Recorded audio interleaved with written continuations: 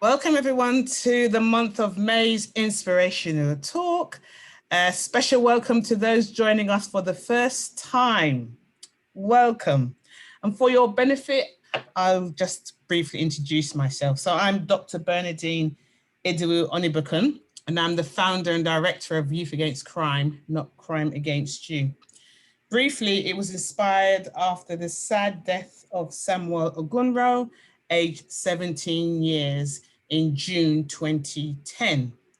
Our ethos is PIPE, which stands for Pray, Inspire, Promote, and Educate. Also empower all our youths, with our strengths being peer mentoring.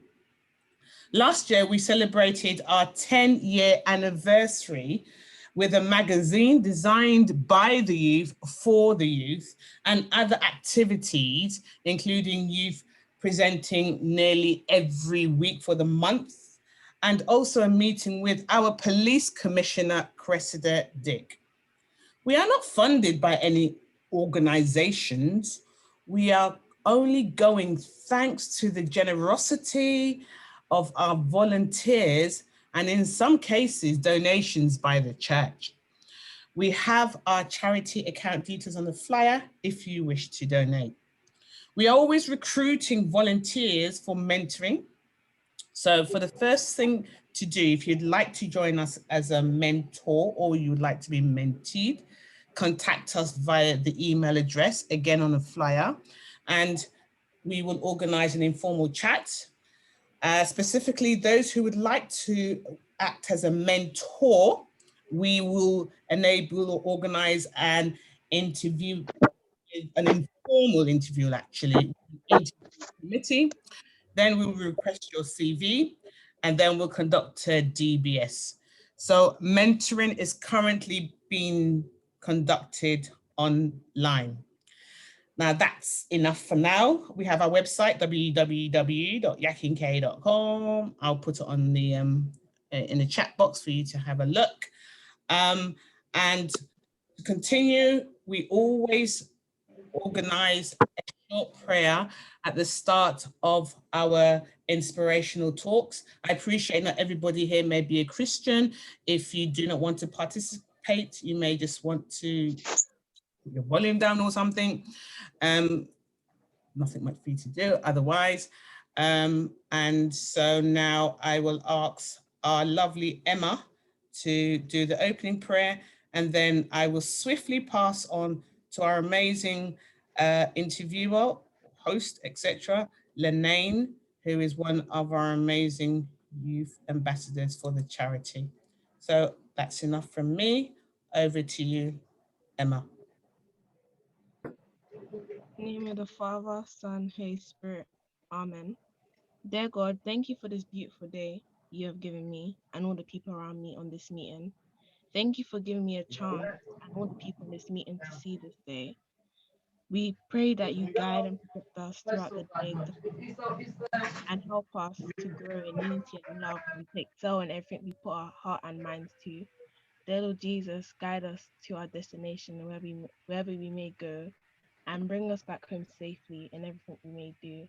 Thank you, God, for being there with us, understanding us, and helping us through our struggles. May we continue to succeed and excel, and bring us bring us together in this time of the pandemic. Amen. Amen. Father, Amen. Son, Spirit. Amen. Amen. Amen. Very, very much, Emma. Over to you, Lenaine. Thank you. Hi, everyone. Thank you so much for joining us today. My name is Lenaine. I am a mentor and mentee of YACnCAY. And I'm here because of my esteemed mentor, Dr. Bernadine, who's allowed me to chair this evening. Today, we're going to meet three authors who write children's books, three Black women, three inspirational Black women who are going to bring us on a journey of why they got into writing, what inspires them, and give us a little bit of who they are as people. I'd just like everyone to give a bit of a round of applause, make some noise, be very happy, because these are wonderful women. And then I'm going to ask Wendy if she can introduce herself first. Thank you so much. My name is Wendy. I'm currently living in Atlanta, Georgia, and I am a children's book author. I'm also the owner of other businesses as well. I work mainly in video and film and production, so the creative space is something that I've always wanted to do. So I'm just so happy to be here and meet everyone. Thank you so much for just spending some time with us today on this Saturday. But I'm so excited for this conversation.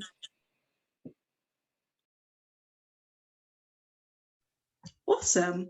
Would Joyce like to introduce herself as well next? Sure. So I'm Joyce Osei, and I'm the author of The Adventures of YACnCAY in Barbados. I also work in diversity and inclusion, so working with senior leaders in tech to help them increase the representation of their video content, online content, and online events. I'm very much on a mission to transform the publishing landscape. And as a result of that, I co-host a monthly event called Awaken Your Voice. And that's with Book Brilliance Publishing. And that's really a safe space for people of colour to come and ask any questions around writing books or even the publishing process. But it's a safe space to be curious. So yeah, that's me. Wonderful. And last, and certainly not least, Izzie, would you like to introduce yourself? Hi, I'm Izzie Kpobie-Mensah, and I have written and self-published 3 books, The Adventures of Adjoa Fodjoa. And I guess I started doing my journey initially because my daughter was about to have my first grandchild. So it was an opportunity to revisit the books that we wrote when she was 3. She's now 27. Recognizing that at the time there wasn't much representation. So yeah, that's sort of my journey with these books so far. It's just that they were sort of a family legacy thing that's sort of gone into being self-published. That's so awesome, and segues nicely into my first question. So my first question for the panel was, why did you choose children's books and children's narrative specifically as your focus? So as I was saying before, representation for me matters hugely. And it was, things in like primary school, when my daughter was 3, she was coming home with books and I couldn't see her, she couldn't see herself. She was in a class where her English name was the first name she was using, but there was about 5 other people with that name. So we very quickly moved to using her Ghanaian name, which is Adjoa. And that sort of birthed these stories to be told at night time. We would often, my husband travels for his job, so he would often go to Ghana, go to Jamaica and America, and wherever we could find the books which looked like us there, he would bring them home and we would do things with those, and that also helped with the inspiration. So yeah, that's ours. Awesome. Wendy?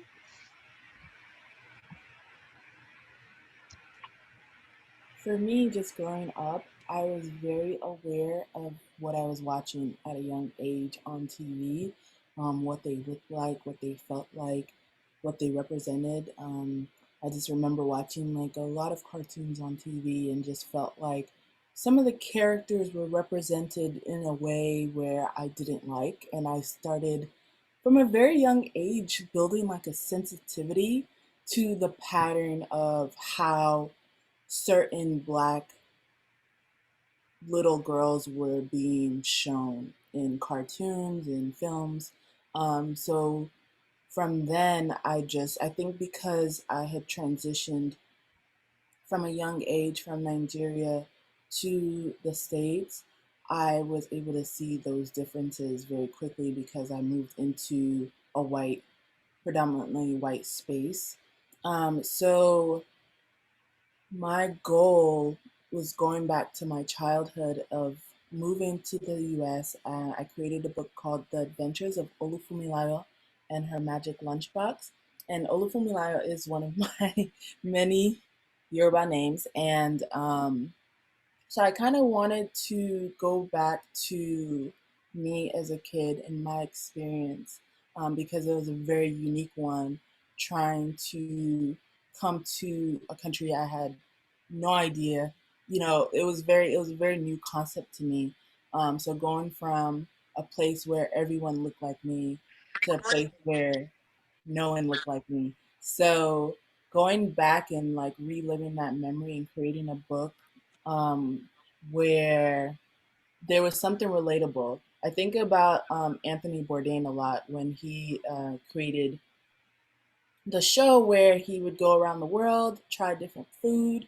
And one thing that stuck out to me about that show is like, regardless of where you are in the world, there was one relatable thing. It was the food. So I wanted to create a book that was relatable in a way of bringing food as like this like thing that broke a barrier, broke a wall. So the book is kind of centered around Nigerian food and all the different types of Nigerian food. And she has a magic lunchbox that brings out any type of Nigerian food that she wants. You can say puff puff, you can say plantains, jollof rice. So just all the different foods, and she's sharing it with her friends. And in the same way, she's sharing her culture with her friends, but in a very kid-friendly way. I didn't want it to be something where she felt like she knew she was different from other people, but I didn't want that to be something that stopped her from being free to be a child. So that's kind of where the idea of the book came from and why I wanted to build a book like that.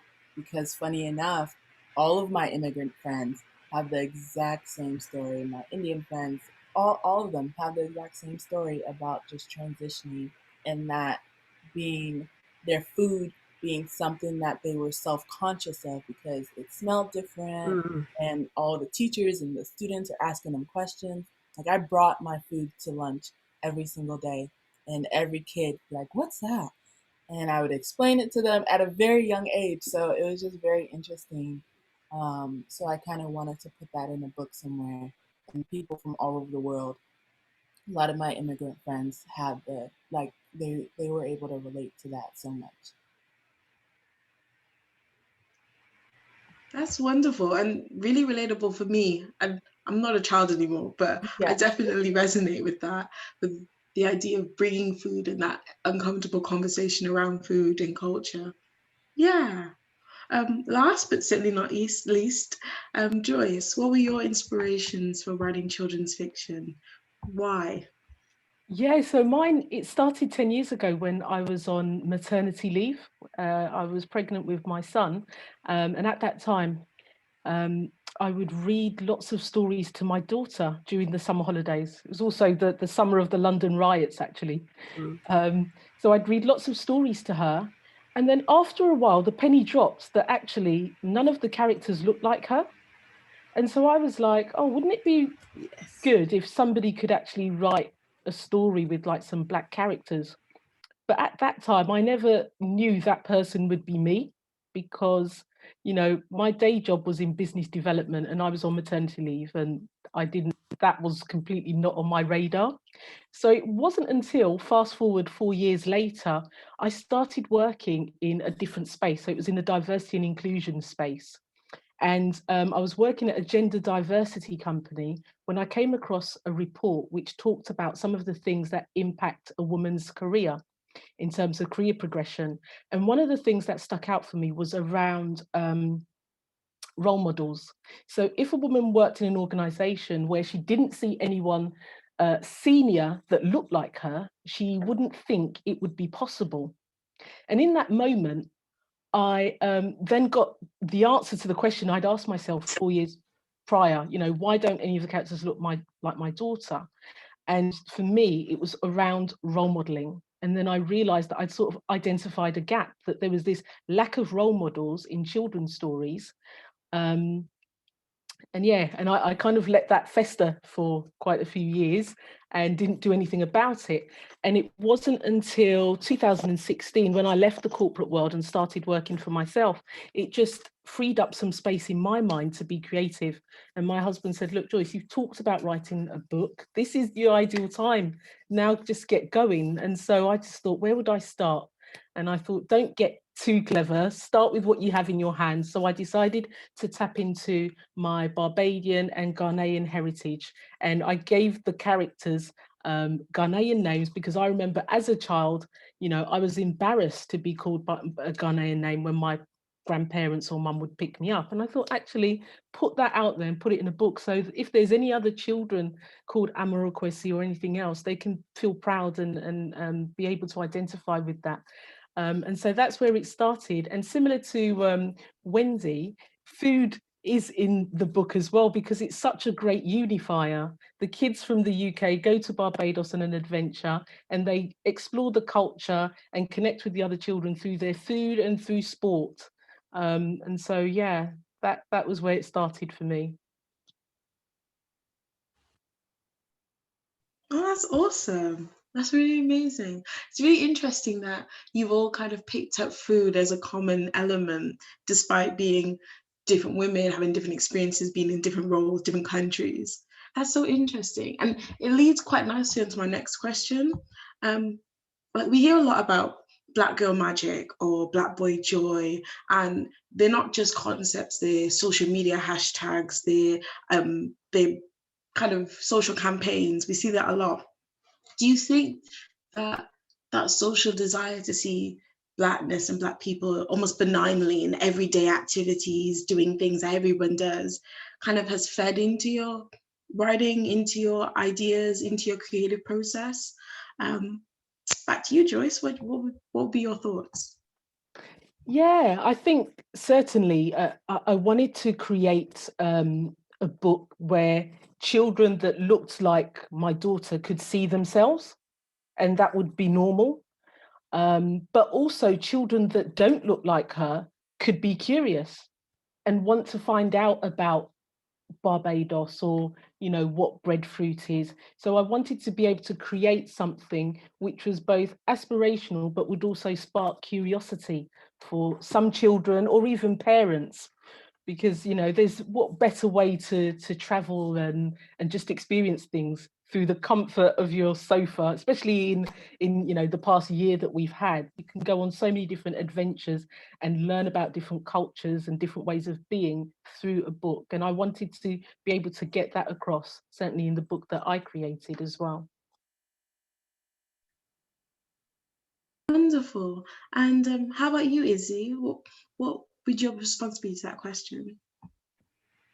So again, my like Joyce, I'm also an equality diversity practitioner, and I do it via university, so UCL.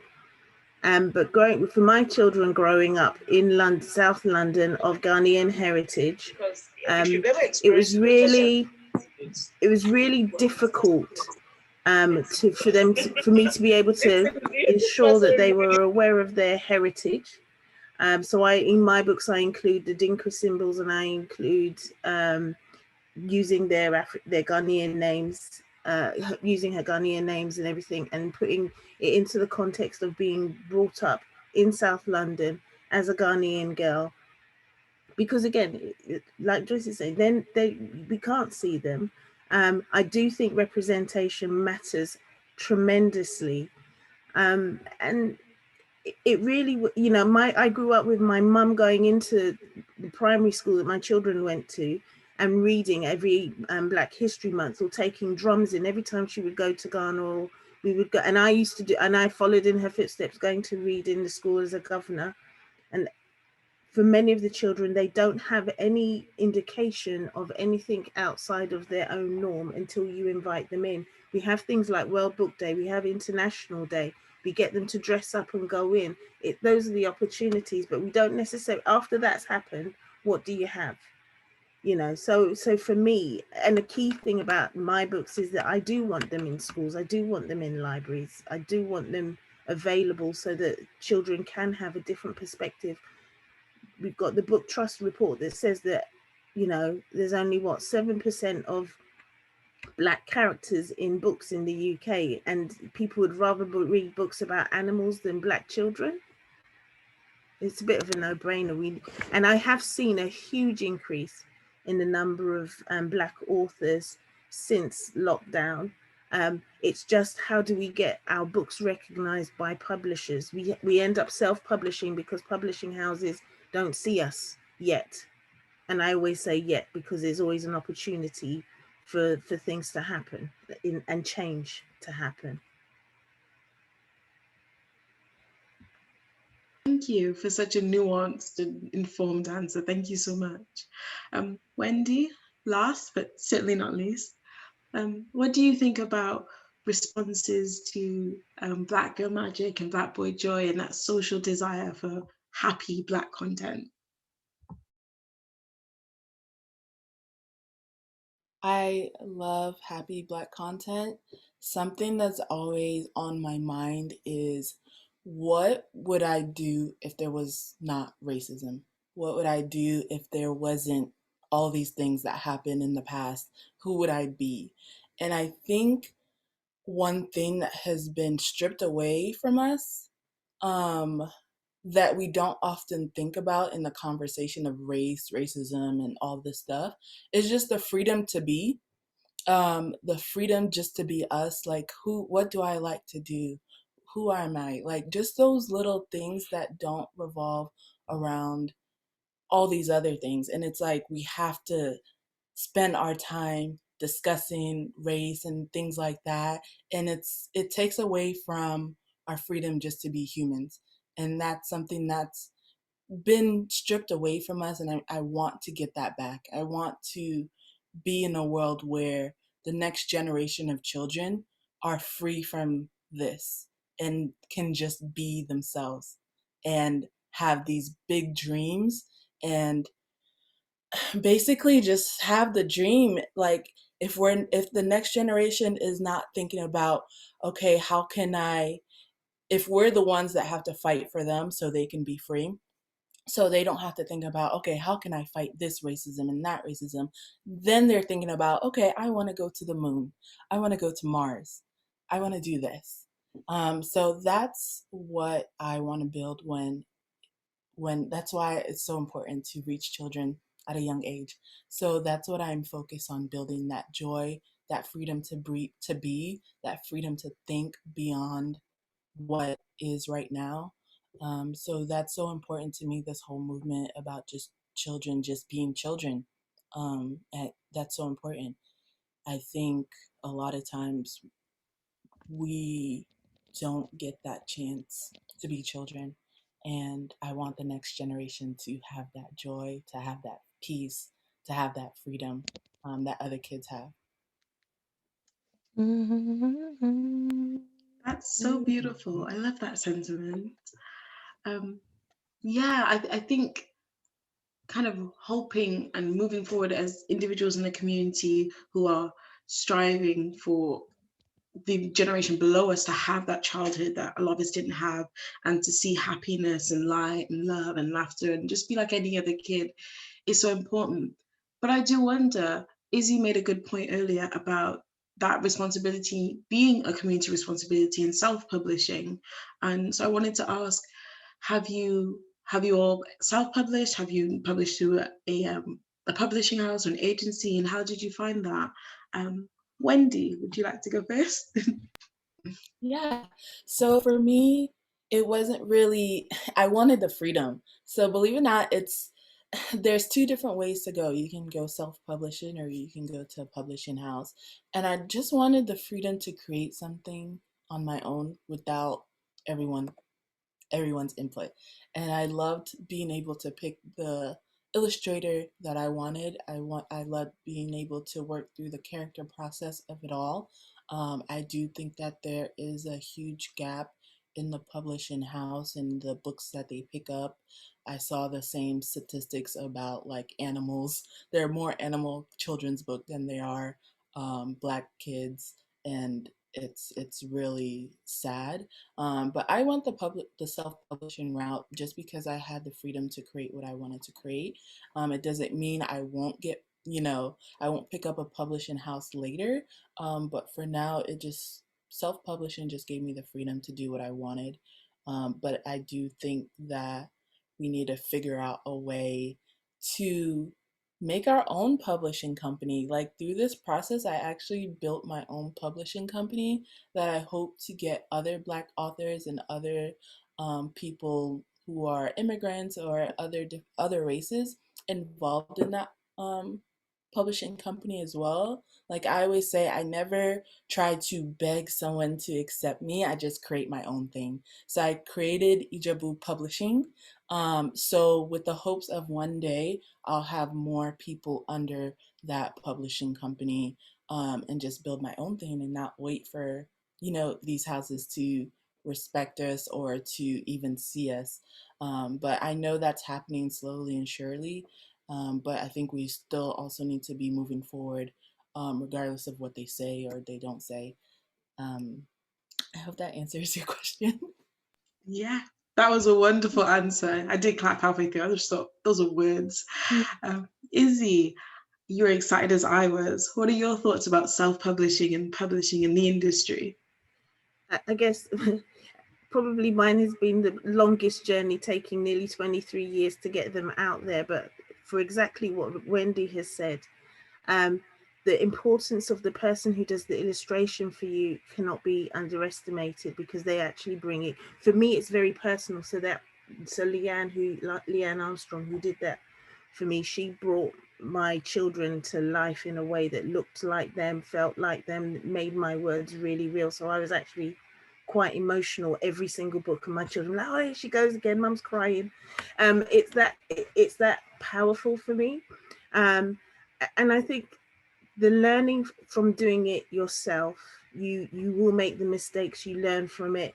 There is something to be said for having a big powerhouse behind you, Penguin supporting Stormzy, all of that kind of thing. That's a progression.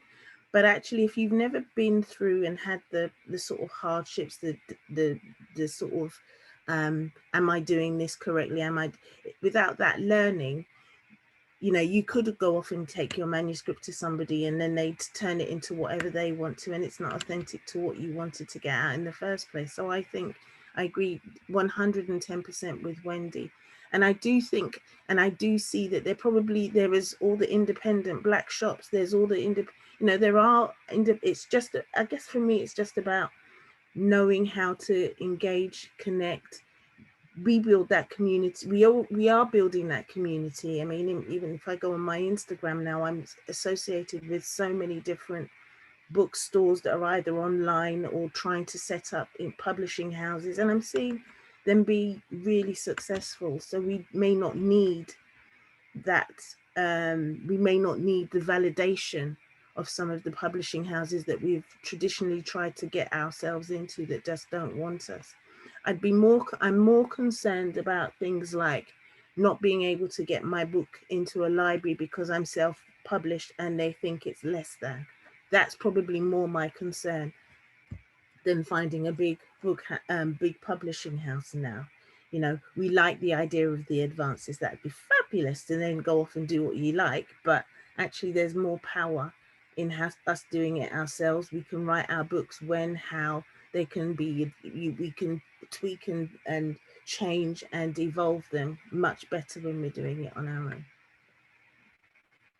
Thank you so much again for another nuanced and informative answer. Joyce, how has your journey with publishing, self-publishing, and that industry been? Yeah, so originally I was going to self-publish, but then I got really overwhelmed. I mean, the whole journey itself ended up taking 8 years from when I asked myself that question that summer to actually having the book published. It was 8 years, and that in itself was a journey. But yeah, along that journey, I thought, yeah, I'll self-publish, and then I got really overwhelmed by all the different elements and what I had to do. So I shared with somebody, the fact that I writing a book and wanted to get it published, and they had a book published by this company, and yeah, recommended them to me. So I connected with them and had a conversation, and I liked what they were about. They assigned an education specialist to me, and so with my manuscript, that person then made sure that the language was child appropriate. So for example, I had one of the characters was called Margaret, and she said, for the age group that I have, those words, children don't blend their words at that age like that. So Maggie would be more appropriate. And I had them living on an avenue, and she said, well, that doesn't really work. If you use the word way, a kid could read that by themselves, and it works better with how they blend their words. So I had that really kind of valuable insight along the way as well, and built a very good relationship with this woman who, whilst we were working together, she shared with me that she was working on her own book that she was going to publish called Voices of Hope. And she invited me to share my story about how I became a children's author. So off the back of that, I did that. And ironically, that book was published before my children's book. So I ended up having 2 books published within the space of 2 months after this 8-year journey. So I would recommend a good publishing company if you have that opportunity to. And one of the things that's happened off the back of that as well is the educational specialist started her own publishing company last June. And that's who I do the co-hosting with for Awaken Your Voice, so that we can generate that diversity in the authors as well that are coming to the market. That's so amazing. Thanks, Joy. That's really cool. And everyone, please check out Joy's podcast. It's amazing. But I definitely think you've all raised really interesting points about publishing and self-publishing and the role that publishing plays individually and also in a communal sense. There's a question from the audience about publishing in other languages outside of English, but then I kind of want to add to that question and ask, would you ever think of publishing in Twi or Yoruba or Igbo? And how do you think about that kind of interplay between having children of the diaspora who may only speak English and want to learn Twi, Igbo, Yoruba, Patois? Yeah. Izzie, if you have any thoughts, I'd love to hear your thoughts. We all would. Thank you. So 2 of my books contain Adinkra symbols, but I've also included a game of the day names, of the Ghanaian day names. So what I try to do with my books is I encourage the parents to read to the children. It's for 3 and up. So I encourage the parents to read to the children, and then the children to read it themselves. And what having the day name game in there does is it gives the children an opportunity to read the book as themselves by their day name. So it's Adjoa right now, but if your name is Abna, you're born on a Tuesday, you could read it as Abna goes to nursery or Abna's paddling pool. So I think that's extremely important to include in there. And I have got a couple of books that I've written and want to include writing in languages. So I've got a Tree book, I've got a Ga book, and I've also got a Lingala book because my grandchildren are part Congolese. So for me, it's important that we do start to do that. I have a again, I know this is going to come over quite nuanced, but one of the first interviews I did after releasing the book was on Yanga TV, and in that there was the conversation about why children don't speak their languages. In particular, Black children do not speak their native, or they lose their languages. And it talks to them not wanting to be called by their Ghanaian or African names when they're at school, but much later on, all of us wanting to be called by those names. It talks to the fact that you can get taught GCSE in a number of different languages at school, but there's not yet a single African language taught at a GCSE level. And I don't understand why. And it talks again to some of the things around the economics, around African economics compared to Chinese and Asia. There's something in the system that's not us preventing, but it's preventing. And I think for children to be able to think that their language is important, for them to learn it, because I don't speak Ga. I'm a Ghanaian who's supposed to speak Ga. I understand, but I don't speak. My children's dad, my husband is an Ashanti, he speaks Twi.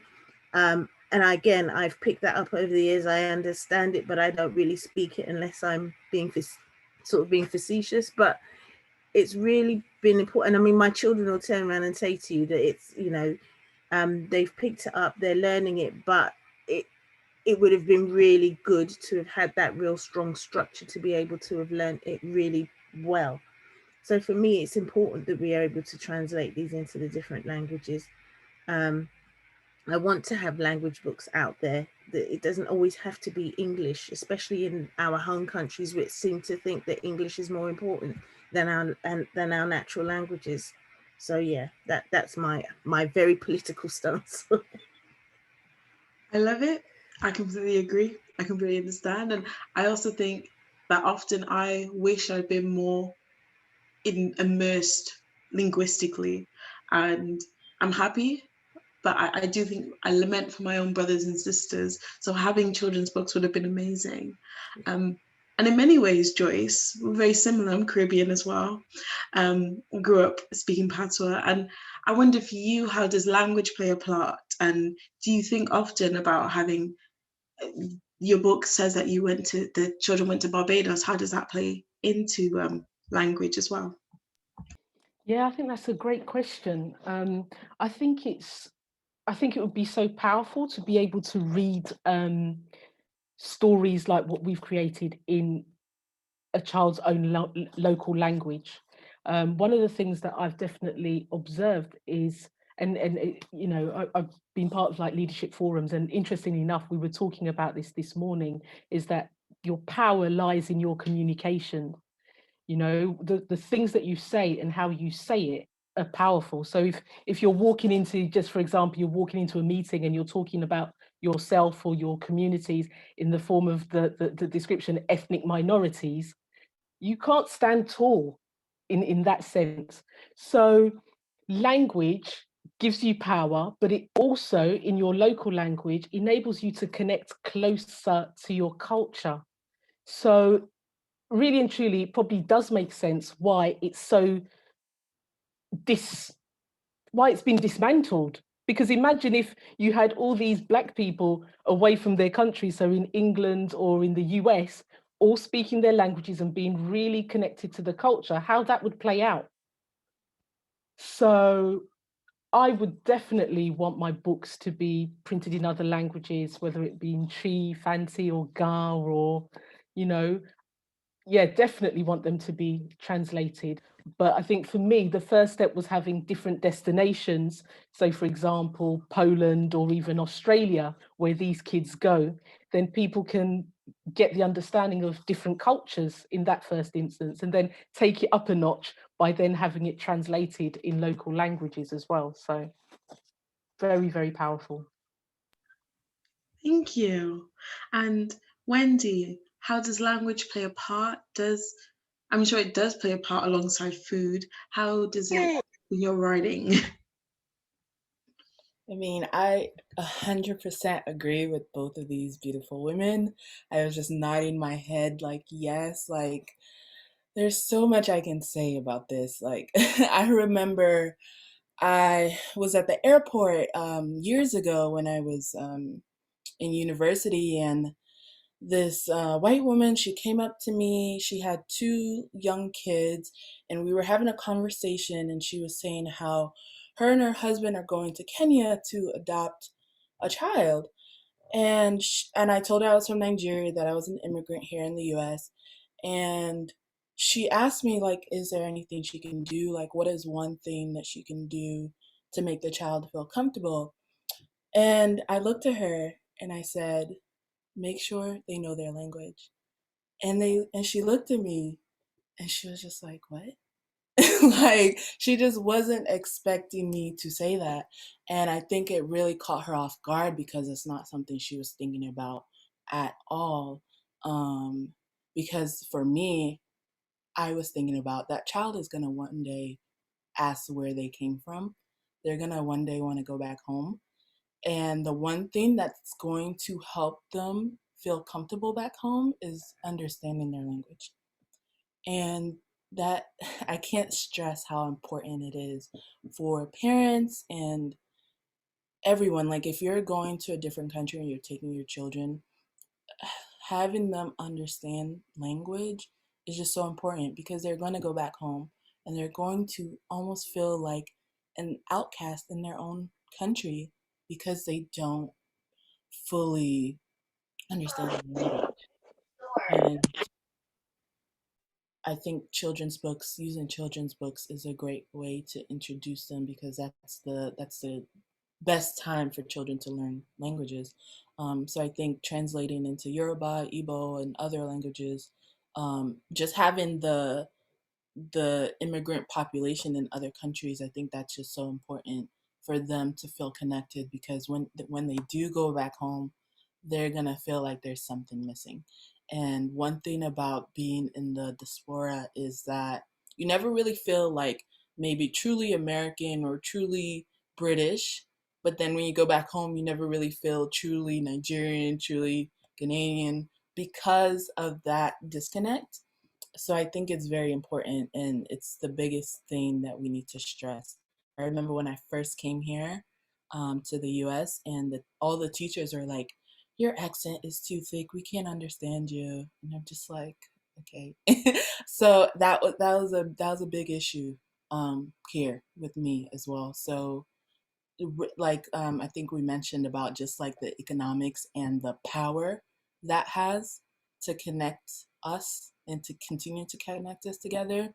And it was very deliberately taken away. And I think we need to take it back. That's my TED Talk. Yeah, the distribution of power has been a theme running through my mind during this discussion, and kind of the ownership and taking back power and being able to create narratives and create content for children and have that impact. I'm conscious of time, so I do want to answer ask some of the audience's questions. There was two I kind of want to pair together. One is, do you all feel as though you would like to write other books, like you are currently writing books? And are your books available in other languages outside of English, more so in French or Spanish, for our European brothers and sisters who may not speak English as a first language? Izzie, I'll go with you first.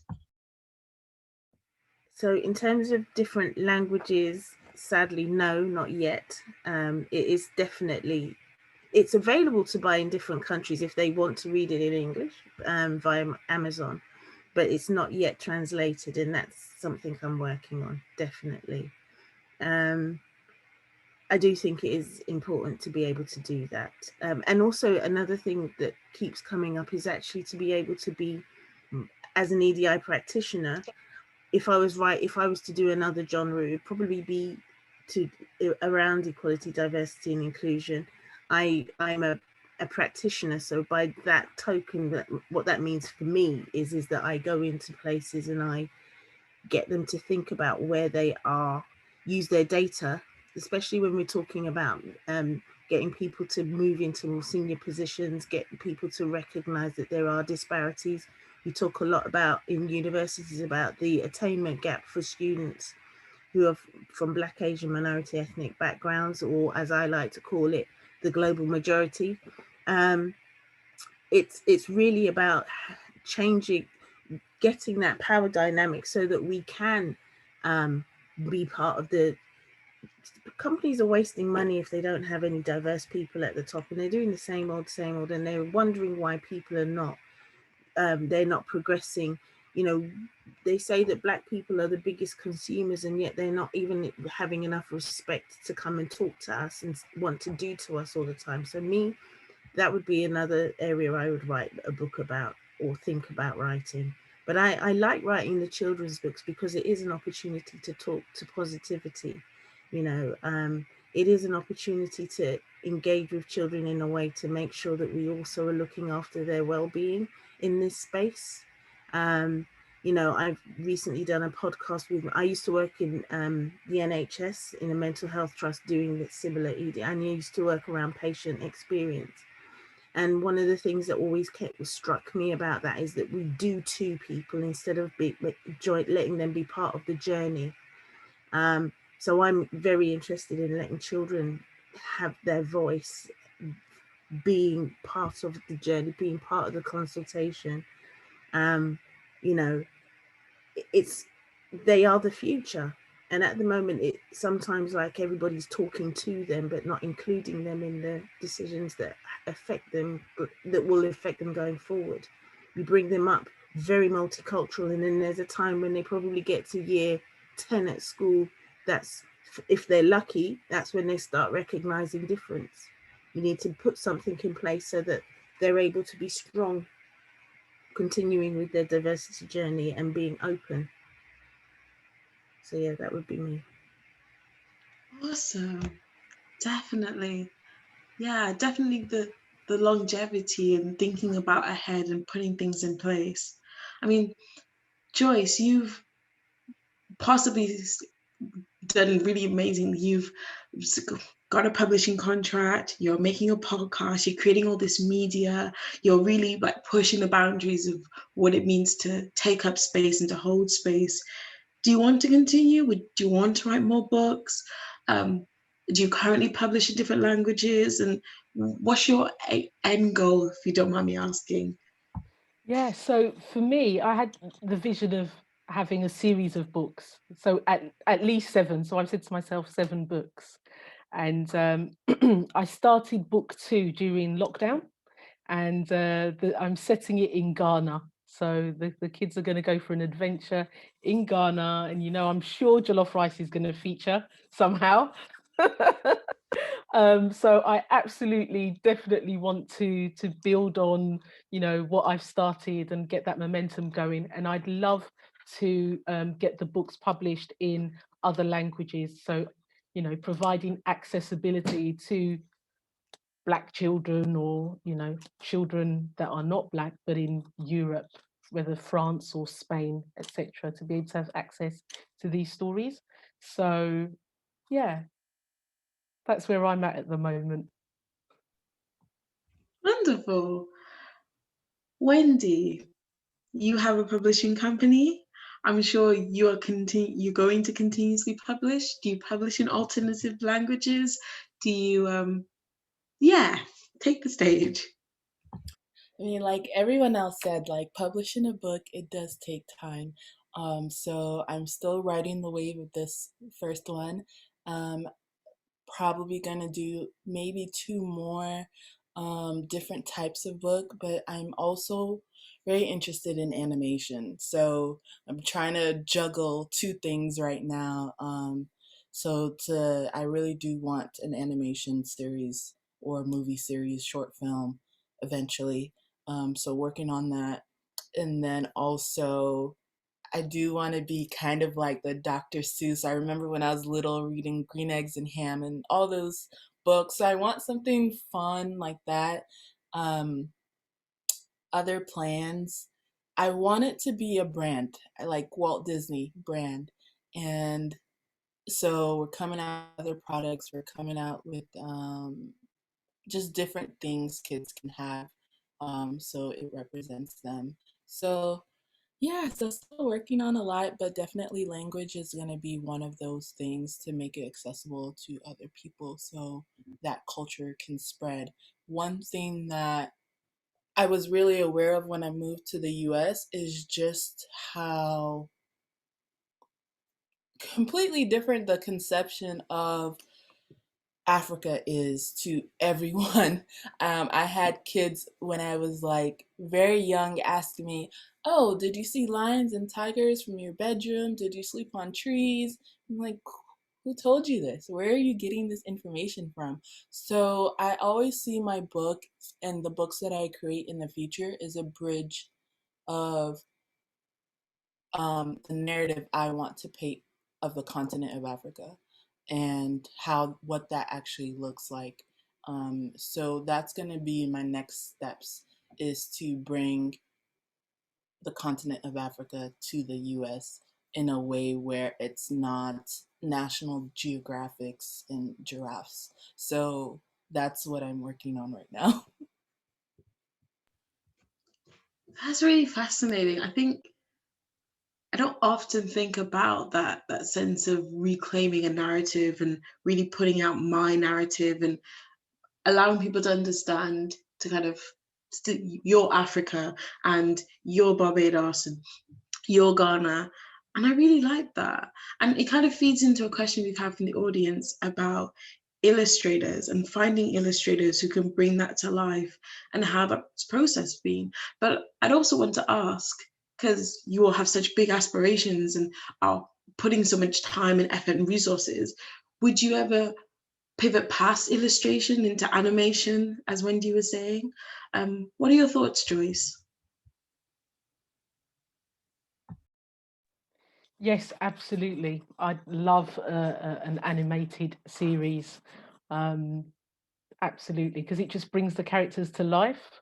And even, you know, what the characters are dressed in, because the characters are essentially based on my children. So I've got the dress that my daughter used to wear when she was like 5 and the top that my son would wear. So I've got them in the cupboard.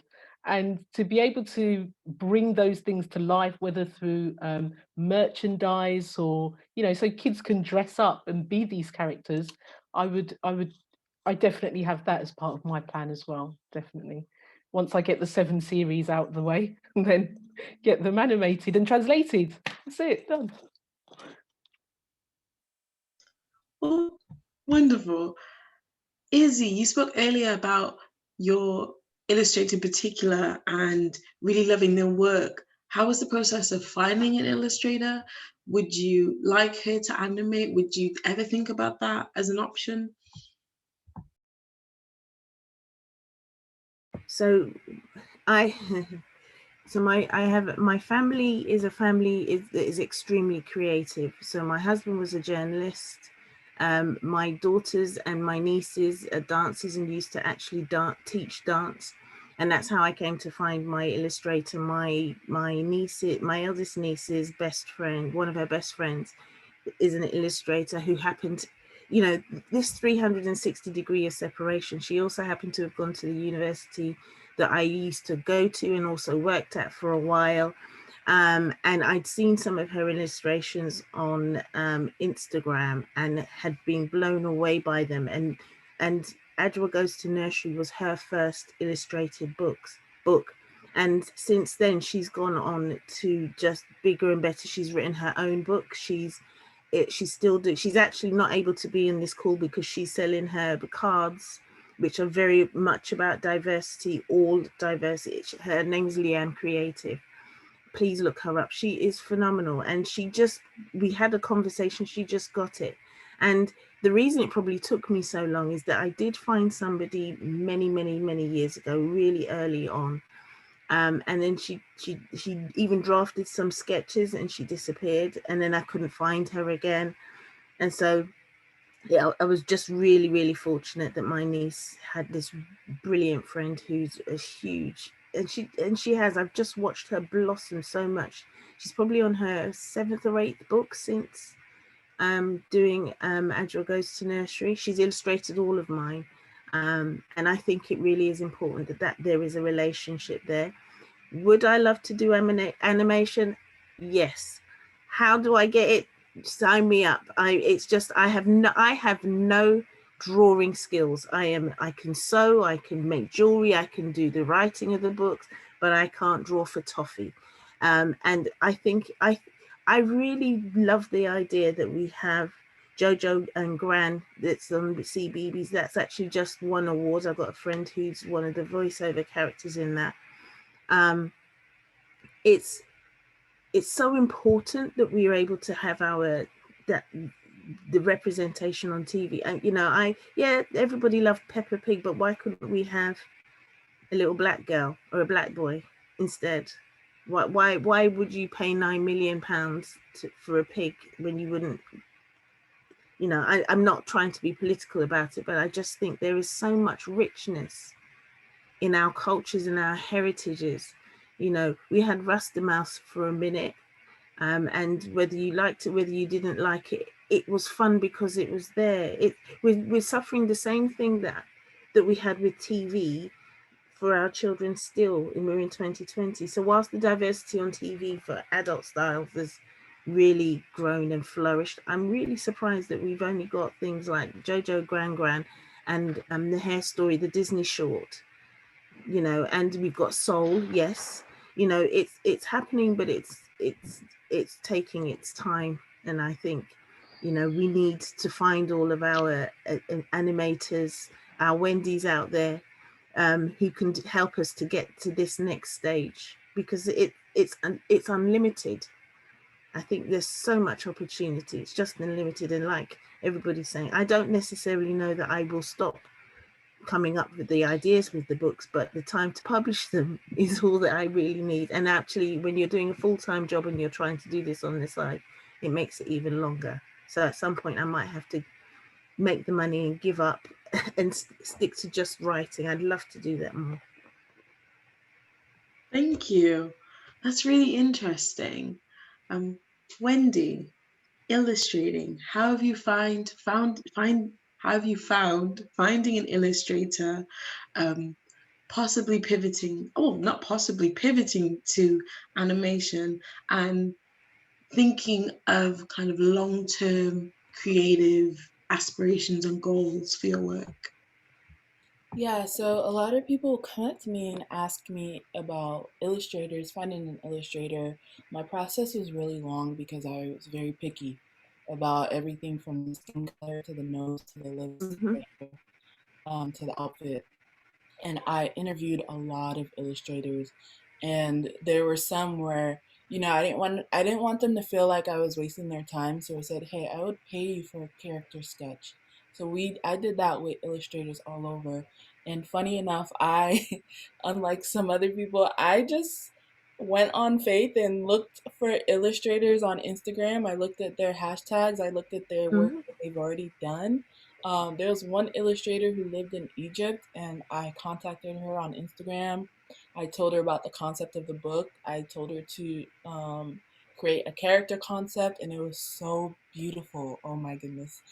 But when I told her, so first step is I told her to create a character concept, and she did an amazing job. And then I told her to create a background for one of the pages, and it just wasn't what I wanted. And it was so heartbreaking because I really thought she was the one.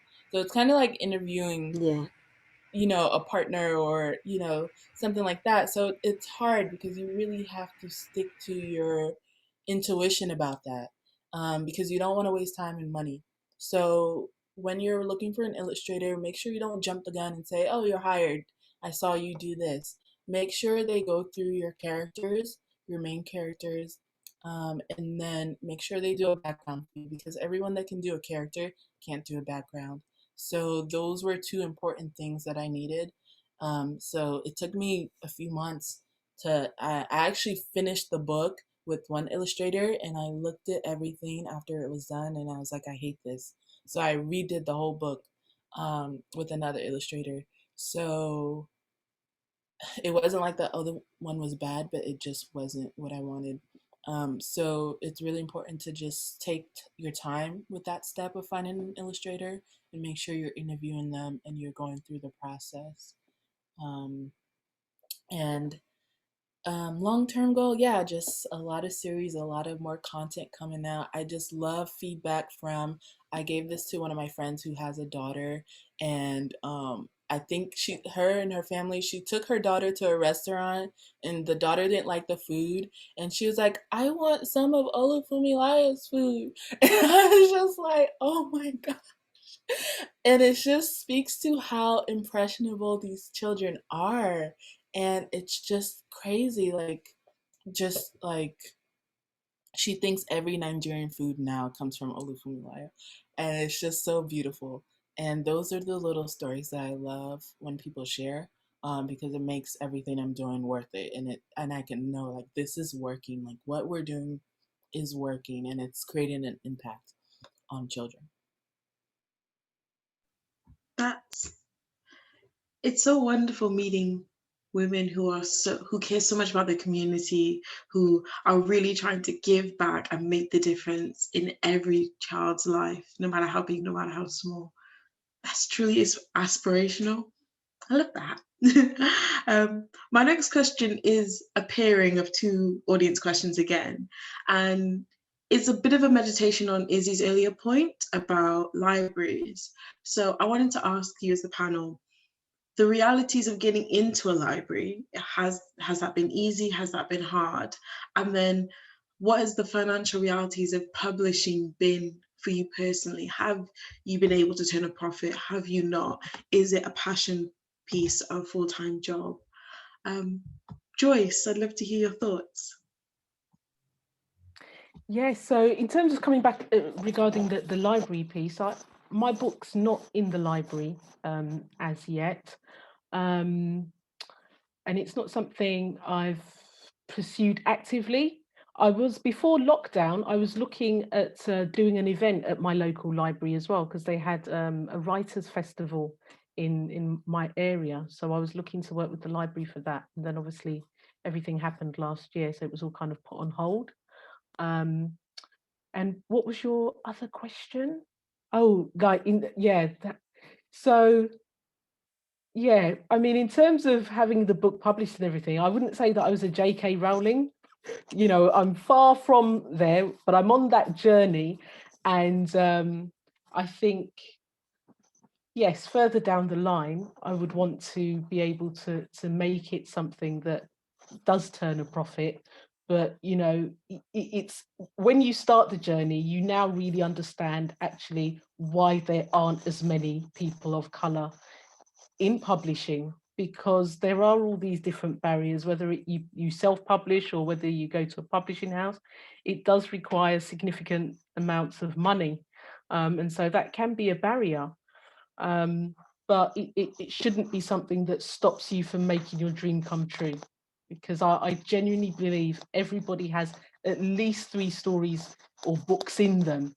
And, you know, you should take a step and make it happen, and just make at least one of them happen, just so we can shift those numbers. And, you know, kids aren't just reading about animals, they are actually reading about books with Black characters as well. So definitely, it's a real passion of mine, and I'm going to continue to, you know, not just promote my book, but really it's about, you know, we talk about the next generation, so through the children, but also increasing the numbers of people of color that are writing books. I think that's so important. And I just want to say what a beautiful thing it is this afternoon, because I've never been in the space where I'm connecting with other Black female authors. Really, it's usually it's usually me, and there might be someone else that's just recently been published, so, you know, they're on their own journey. But to be able to share a space with you two, I think it's just so special, and I look forward to be able to create more of these things, so it just becomes normalized, and it's not like a special moment once a year or something. So I hope that's answered the question. It really, really has. Wendy, what are your thoughts on the question, but also, yeah, sorry. Okay, I got lost in her beautiful response. Can you repeat the question again?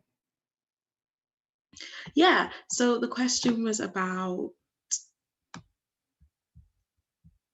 I've gone absolutely blank.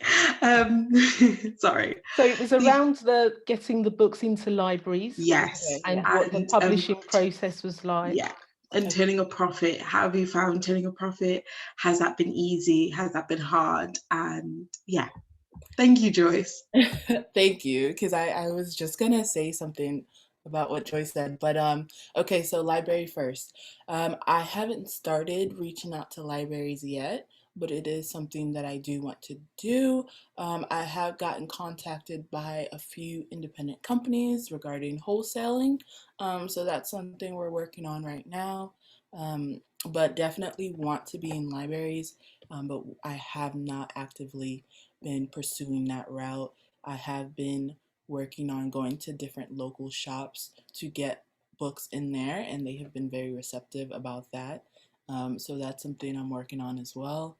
And self-publishing is not an easy route when it comes to printing. Just finding the right printers, like for me, I was like, oh, maybe I really want to be in the States and find a printer in the States, but then it was just really difficult to find one that did what I wanted, and I was being very nitpicky because I wanted a hardcover, and I also wanted the hardcover to have this like texture and shimmer to it. So that was really difficult. I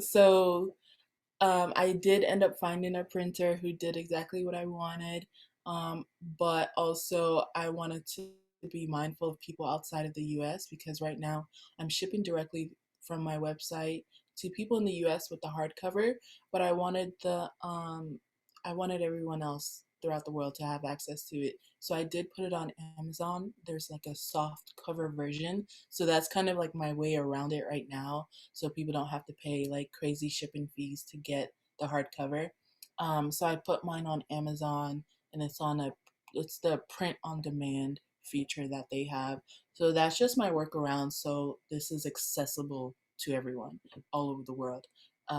But there are certain things I wanted in the book. Like, for example, like if you look at the book, you can kind of see that little shimmer.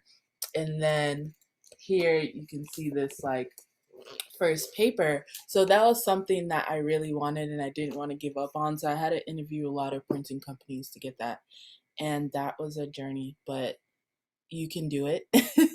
It just takes time and patience. And just like you interview the illustrators, you interview the printing companies to get the best price. That's really fascinating. I never thought about the printing process and how much, especially as self-published authors, that would put into the library process and the profit process. Izzy, you spoke earlier about libraries and wanting to get your books into libraries. Have you been successful?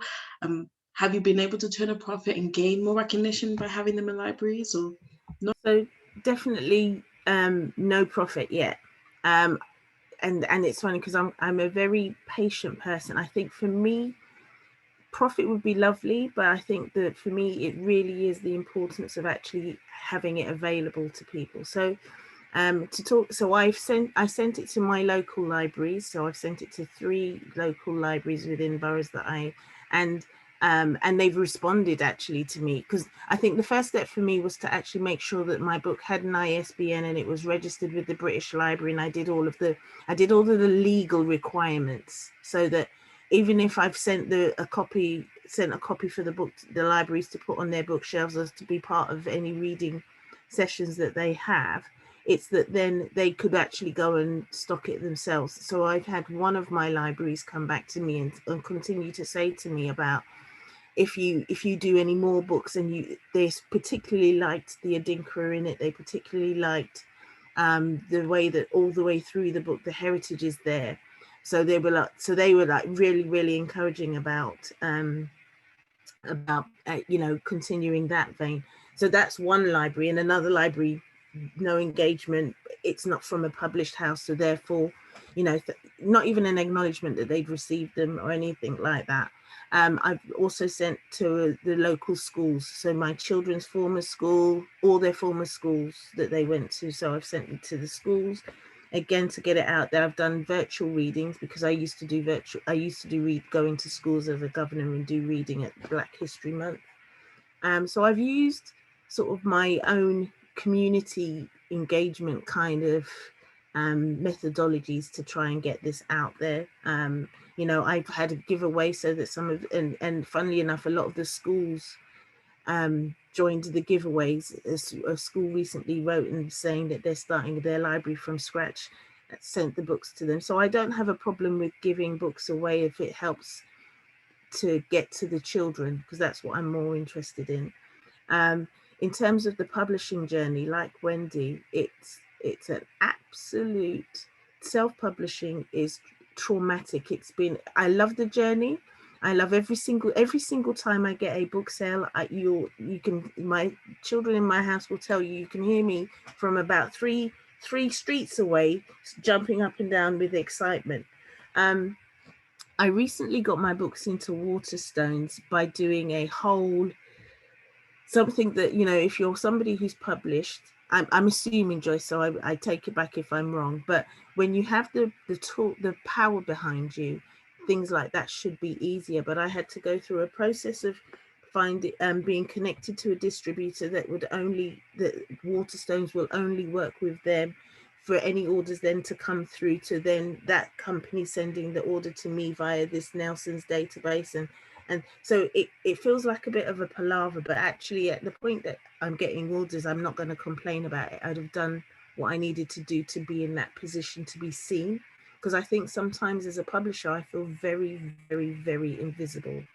And so part of the reason why I will say, you know, have the lost leads is what I call them, sending the books to the library, sending the books to the schools, because otherwise I might just be invisible, and it all, you know, and whilst it's fine that it's a legacy thing from my family, you know, they're the ones who actually encouraged me to publish them, because I wouldn't necessarily have published them if it wasn't, you know, if it wasn't for them saying, Mama, these look really good. Go, you got to put them out there. Where's the rest of them? I like seeing myself in these books. I like knowing that, you know, I didn't think that this from the, and I've also got the handwritten ones that were sitting there from all that time there, you know, they couldn't imagine that we could get to this. And actually the other day I was reading what the new arrival book with my granddaughter, who's only 2, and she was literally, and you can't imagine how powerful that is in itself.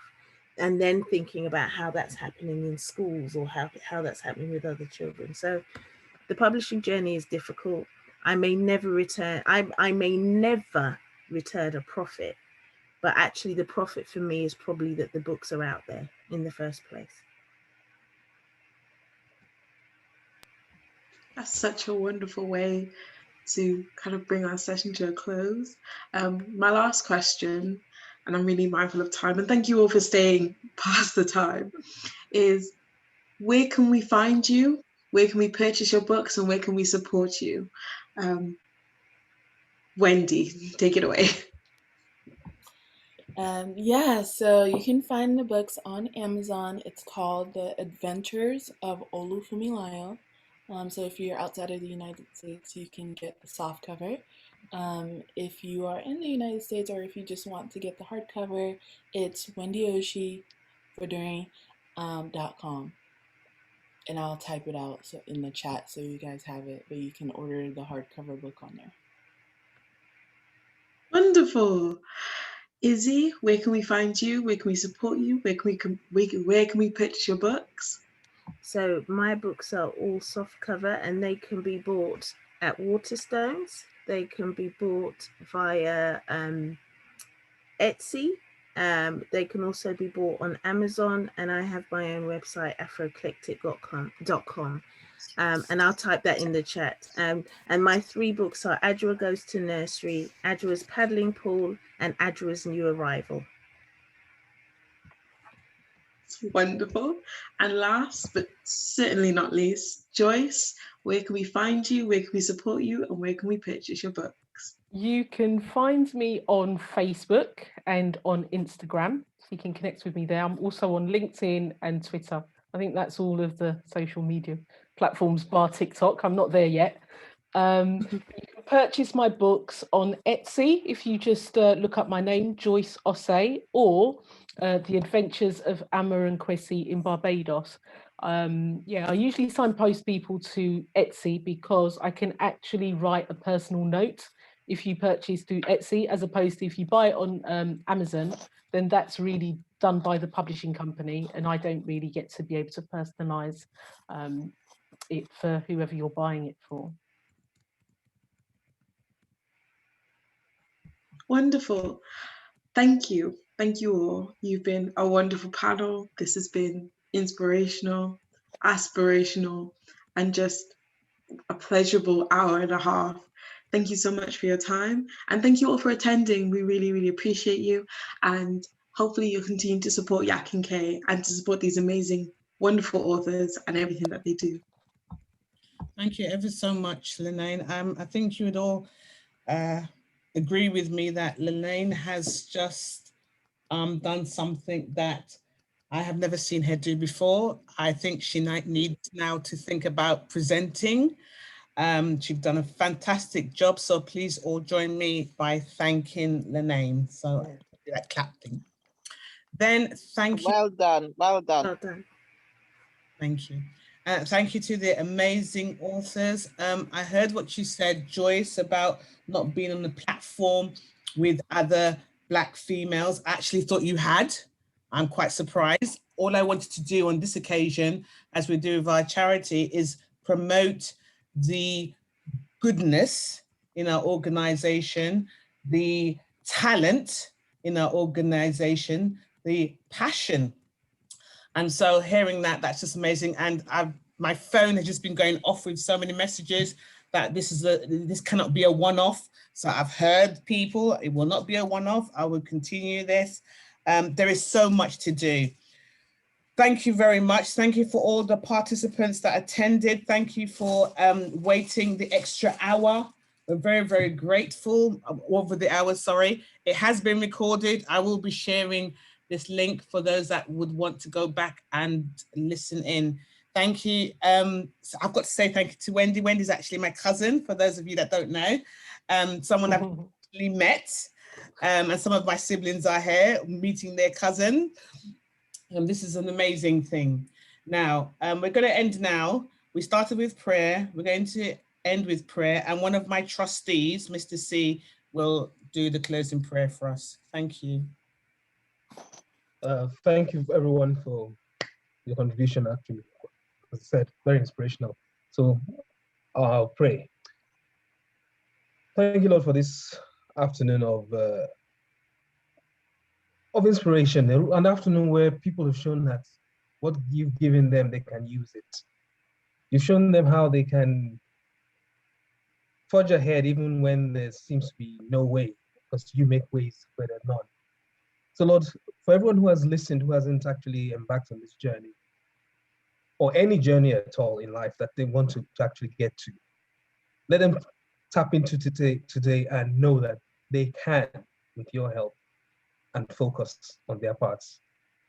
So Lord, I just pray that everyone as they leave here will go with you, will go blessed and sustained, and that they will, as I say, forge ahead to do exploits, because they are capable. So Lord, help us all, and help YACnCAY to be able to bring more of these kind of events together so that we can inspire more people. This I pray in Jesus' name. Amen. Amen. Amen. Amen. Amen. So I'll stop the recording now.